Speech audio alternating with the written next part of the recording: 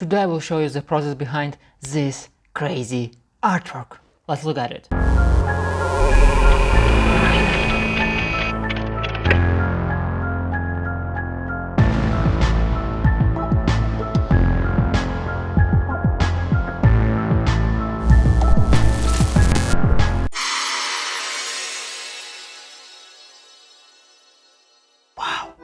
What was that? So this artwork animation was created using Photoshop and After Effects, and actually I created it during a live. So if you go to my channel, you will see here 2 hours of me creating this artwork live, and I put a link for this live as well in the description. Today I will just explain you the overall process of creating this artwork, and if you want to see more details, you can always go to the live video. And in case this is your first time here, my name is Fred, and I share with you weekly cool tips and tricks on how to create beautiful artworks and animations. If that's something you're into, then make sure to subscribe and turn on the bell notification so I can help you more. So this was the original image that I used, and actually the colors of the image were like this. And the first thing that I did is I actually cut her face, and as you can see I just made here a beautiful cut so that I could actually then go and place some tech materials behind her face. And let me just show you what do we have here. So first of all, we just have this really nice cool image of tech,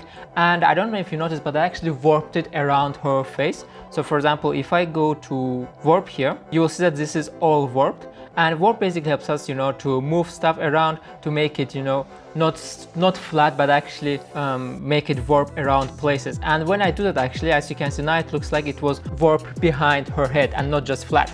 So that's pretty cool. Next, I added another image, and this is a pretty cool image of just some I don't know what is this thing, but you get it. And I was planning to use this actually for her eye, so I will put an eye here, and as you can see it fits perfectly. Then I found an image of this weird object. I have no idea what this object is, but I showed that it's gonna really be nice inside her head because this is an android girl, so something cool, right? And finally, the wires. So the wires were not originally warped, they were just straight, and it's just an image of wires, as you can see. And what I did here, I actually applied here puppet warp, and in case you're not familiar, puppet warp helps us to create point on every object and actually start basically bending the object. You can see how I used it in the live video. So in order to make this look real, we need, can you guess?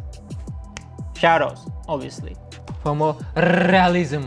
So, and as you can see here, for example, I added some shadows behind this image, and we have here some pretty cool shadows, and instantly we start getting here some depths. It already looks like this is in front of this, and also I added some shadows just in general behind her face, so basically inside her face.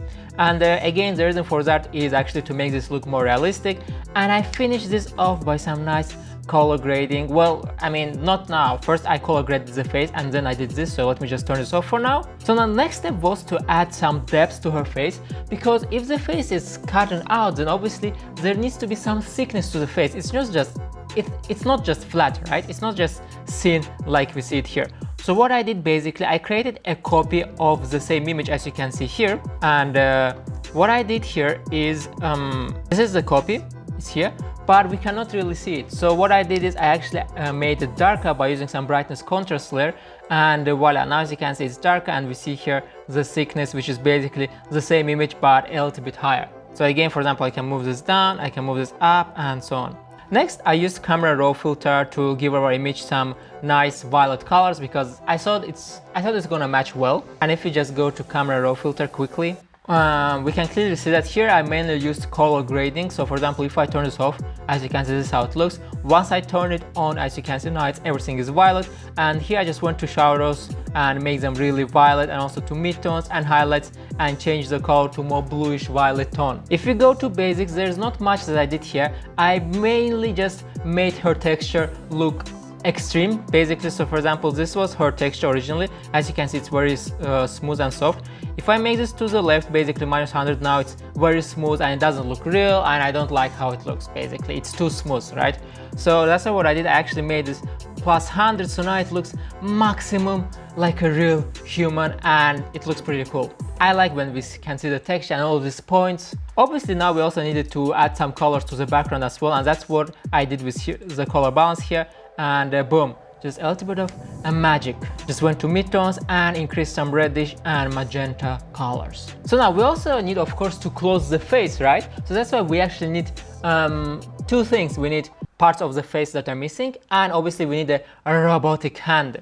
So let's see what we did here. So basically here I have this left and right parts, and as you can see I just cut them out. So these are just, you know, cut out parts of the image. I just place them on left and right and they're separate. I can move them or do whatever I want with them. So this is pretty cool. So again here, this is just, you know, our image, and what I did, I basically just cut out part of it and voila. So now what about the robotic hands? So the robotic hands, I actually created them inside Photoshop using just rectangles and textures. So let me just show it to you. So as you can see, these are just shapes with gradient. So here we have a rectangle with gradient, here we have circle with gradient, and so on. So nothing too difficult, you just go here, you choose rectangles, circles, and so on, and create this robotic hand. Again, I show everything in details in the live video, which you can find in the description below. Next step was to add some texture here, and I found a really cool texture, and if I just show it to you, this was the texture, and I used different blending modes, soft light, to actually blend it with the hand. Afterward, I added another texture because someone in live told me that you should add a little bit of silver texture, and I was like, first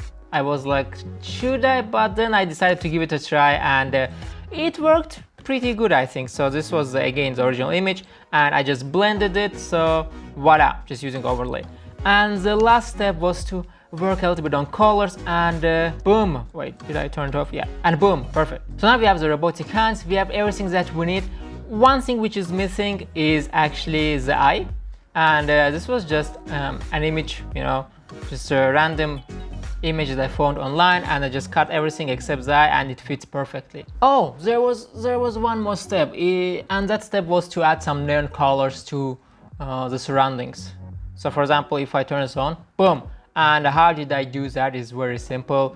This is exposure. I make it really dark. As you can see here, exposure is -5. And then I just go and add some gradient overlay to the exposure. So here, if you see, we have here some gradient overlay, but it's not on normal. So if it's on normal, we see only the gradient. But if we actually put it on some blending modes like vivid light or something like that, for example, vivid light, now as you can see, it's blending with everything else, and it looks like a pretty cool neon effect. So boom, now when we did that, all we had to do is actually to export everything separately.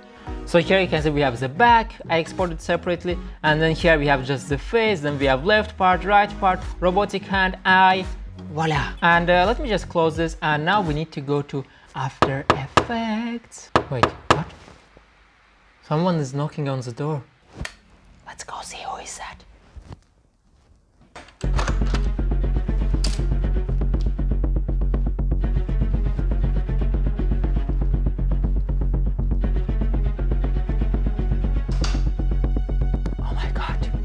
It was Lord of Photoshop. You know what he told me? He told me that you need to go to learnfromfred.com, click start for free, and start your free membership where you can access all of my premium Photoshop classes. Learn how to create amazing artworks and animations. Just look at all the cool classes you are getting. How to use animation in Photoshop. How to create 3D animations using After Effects. Also, obviously, my full-time personal help 24/7. And if you don't do that, he will come and destroy every single Photoshop in the world. Not my words, his words, okay? So don't blame me. I'm just the messenger, okay? I'm not, he told me to tell that to you, so yeah, just go and check out learnfromfred.com. So the first thing that we need to do in After Effects is obviously to bring all of the assets into our project. And as you can see here, I have everything. And in case you're wondering where the robotic hands and the left and right parts of the faces, they're here and here because they need to close, and obviously I put them outside of the frame so that they can come into the frame. So what is happening here, for example, if I start moving the timeline, we can see that they start entering the frame. Voila! And in case you're not familiar with After Effects, this is how it's happening, okay? In After Effects, you can animate the position of any object. So for example, if I look at this left part of the face, and if I look at its position animation, we can see that we have here 2 points. And what this basically does is that if I go to second number 0, we can see that we have a point here. That means that After Effects remembers that on second number 0, this is the position of this left part of the face. And if I now go to second number 6, we have another point here, and After Effects now remembers that On second number 6, this is the position of the left part of the face. What After Effects will do is it will automatically animate between those 2 points. So it will go from this place basically to this place automatically. How cool is that? Wow! So we just need to tell After Effects where to start and where to end, and it will automatically go from start till the end. And voila, as you can see here we have the animation.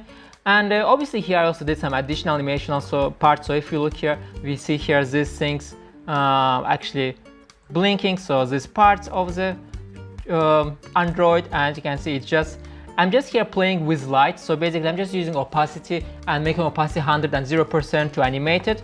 So if you just look at this is just a normal shape, as you can see. Well, this is just a normal shape, as you can see. And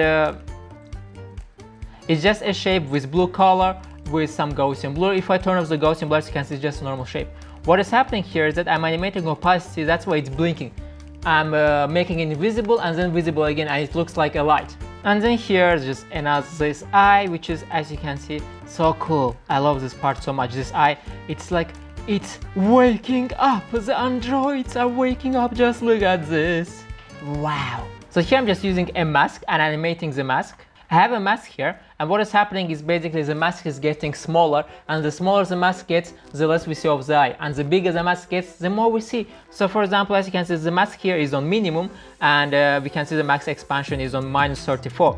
And when I make it to second number 2, now it's open, so basically the mask is expanding, and that's why we see the eye. And then the last parts were to, make this look like it's inside a TV, and it's getting further and further away. And here, so basically this is just an image, just a cool image that I found online. What I did basically, I just cut this part of the image and I put my artwork behind this image, so it looks like it's inside the TV. This is just a cutout window. And here on top of this, I also added some glitchy overlay videos. So if you look here, you can see that it's very glitchy here. And this is just some simple videos. So let me just show them to you. So as you can see, this is just the video that I used as an overlay. I just put it on top of the artwork, I change its blending mode, and then it's blended with the artwork. And that's it basically.